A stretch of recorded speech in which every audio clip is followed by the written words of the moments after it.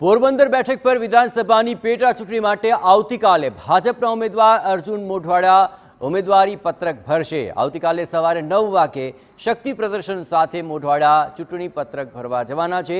સભા અને road show કર્યા બાદ બપોરે 12 વાગ્યે 39 મિનિટે વિજય મુહૂર્તની અંદર તેઓ ઉમેદવારી પત્રક ભરશે। ગુજરાતમાં 26 લોકસભા બેઠક સાથે 5 વિધાનસભા બેઠકની પેટા ચૂંટણી પણ યોજાવા જઈ રહી છે। ત્યારે પોરબંદર બેઠક પરથી આ વખતે ભાજપમાંથી અર્જુનભાઈ મોઢવાડિયા આવતીકાલે પોતાનું ઉમેદવારી ફોર્મ ભરશે। સીધા તેમની સાથે વાત કરીએ। અર્જુનભાઈ, આવતીકાલે ફોર્મ ભરી રહ્યા છો, ફોર્મ દર વખતે ભર્યું છે, ઘર બદલાયું છે, કેટલી તૈયારી છે, કેવી રીતે જુઓ છો આખી વાતને? જો દર વખતે પોરબંદરમાં જ્યારે ચૂંટણીઓ આવે ત્યારે મારે પોતાને જાતે જ બધી તૈયારીઓ કરવી પડતી હતી। ભલે હું ગુજરાતનો લીડર હતો પણ અહીંયા પણ મારે જાતે જ તૈયારી કરવી પડતી હતી। જ્યારે અહીંયા ભારતીય જનતા પાર્ટીનું સંગઠન ખૂબ મજબૂત છે અને સાથે સાથે જે કોંગ્રેસને મારી ટીમ હતી બધી એ આજે ભારતીય જનતા પાર્ટીમાં જોડાઈ છે, એટલે શક્તિનો સરવાળો થયો છે અને એ સરવાળો એટલો મોટો થયો છે કે સામે પક્ષે સંપૂર્ણપણે મેદાન ખાલી છે ત્યારે અહીંયા। અને આ વખતે થમ્પિંગ મેજોરિટીથી અમારા જે લોકસભાના ઉમેદવાર છે ડૉક્ટર મનસુખભાઈ માંડવિયા એ પણ જીતશે રેકોર્ડ બ્રેક લીડથી, અને ધારાસભાની બેઠક પણ એટલી જ લીડથી અમે જીતવાના છીએ। અર્જુનભાઈ, ભાજપમાં હંમેશા લીડની વાત થતી હોય છે અને આ વખતે તો સૌથી વધારે લીડની વાત લોકસભાની 26 બેઠકો માટે થઈ રહી છે। 5 લાખનો લક્ષ્યાંક લોકસભાની બેઠક માટે છે, તો પોરબંદર વિધાનસભાનો લક્ષ્યાંક અર્જુનભાઈએ કોઈ નક્કી કર્યો છે? જો પ્રધાનમંત્રીએ 400+ સીટની વાત કરી છે આખા ઇન્ડિયાની અંદર, એ તો એનાથી વધવાની છે આ વખતે। અને જ્યાં સુધી ગુજરાતને લાગે વળગે ત્યાં સુધી 26 લોકસભાની બેઠક ભારતીય જનતા પાર્ટી પાસે છે। આ વખતે 26 જીતવાના છે, એમાં કોઈ સવાલ જ નથી। અને અમારા જે પ્રદેશ અધ્યક્ષ છે CR પાટીલ સાહેબ એને કહ્યું છે કે 5 લાખ+ થી જીતવાના છે, એમાંય કોઈ શંકા નથી। પણ એ લક્ષ્યાંકથી પણ ક્યાંય વધારે લીડથી આ પોરબંદરની બેઠક અમે જીતીને પ્રધાનમંત્રી શ્રીની જોડીમાં આપવાના છે।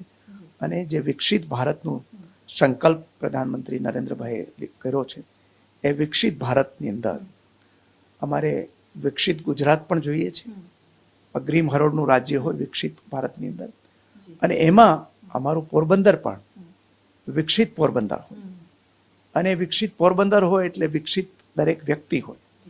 એ સ્વપ્ન જે છે એમાં અમે ચોક્કસપણે પોરબંદરની જનતા એક ઉત્સવ મનાવીને આ વખતે મતદાન કરવાની છે। અર્જુનભાઈ, આ જે બેઠક છે એ કેટલીક વખત ભાજપ પાસે રહી, કેટલીક વખત કોંગ્રેસ પાસે રહી, પણ આપના મગજમાં કોઈ પોરબંદરને લઈને રોડ મેપ છે કે આ વખતે જ્યારે આપ જીતો છો, ભાજપના મેન્ડેટ ઉપર ધારાસભ્ય બનો છો, તો આ 2 કે 3 જે કામ છે એને પ્રાથમિકતા આપવામાં આવશે?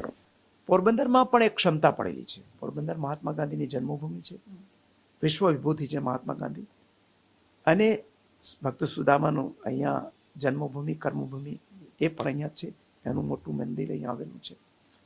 એક તરફ પોરબંદરના એક બોર્ડર ઉપર હર્ષદ માતાજીનું મંદિર છે, બીજી બોર્ડર ઉપર માધવરાયજીનું માધવપુરમાં મંદિર છે। આટલો વિશાળ દરિયા કિનારો છે, ફિશરમેનો અહીંયાના છે એ એનું વહાણવટું વિશ્વ વિખ્યાત છે। એક તરફ અહીંયા બરડા અભયારણ્ય છે જ્યાં સિંહોને વસાવવામાં આવ્યા છે। ત્યારે અહીંયા પોરબંદરની અંદર મોટું પક્ષી અભયારણ્ય છે, આખા વિશ્વમાંથી માઇગ્રેટરી બર્ડ્સ અહીંયા આવે છે, બર્ડ સેન્ચ્યુરી છે। આ બધો પોટેન્શિયલ જે પડેલો છે એને વિકસાવીએ। ખેતી આધારિત ઉદ્યોગો અહીંયા આવે, ફિશિંગ આધારિત ઉદ્યોગો અહીંયા આવે, અને આ પ્રવાસન સ્થળ તરીકે એક નેશનલ લેવલે અને ઇન્ટરનેશનલ લેવલે પોરબંદરના મેપમાં આવે તો પોરબંદરની અંદર રોજગારી વધે અને પોરબંદરની અંદર વેપાર ધંધાનો વિકાસ થાય। એ એક સ્વપ્ન છે, અને મોદી સાહેબના પાસે પણ આની એક પ્રિન્ટ છે વિકસાવવા માટેની, હું જાણું છું એટલે કહું છું।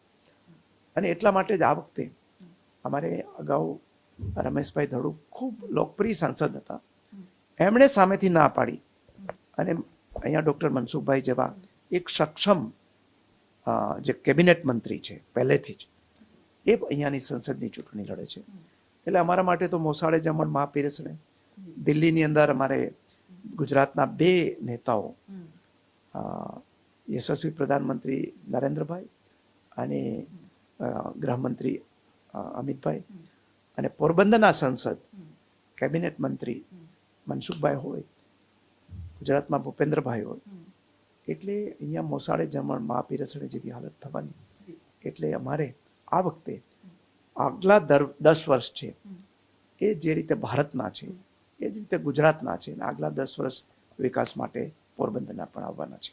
ધન્યવાદ તમારી સાથે વાત કરવા માટે. તો આ હતા ભાજપના પોરબંદર વિધાનસભાના ઉમેદવાર કે જે કહી રહ્યા છે કે મોસાળે જમણવારને માં પીરસનારી એ પ્રકારની પરિસ્થિતિ છે. આગળના જે 10 વર્ષ છે ત્યાં પોરબંદરમાં ઉદ્યોગની વાત કરવામાં આવે કે ઇન્ડસ્ટ્રીઝની વાત કરવામાં આવે કે ફિશરીઝની વાત કરવામાં આવે કે પ્રવાસનની વાત કરવામાં આવે, એક વિકાસ છે તે જોવા મળશે.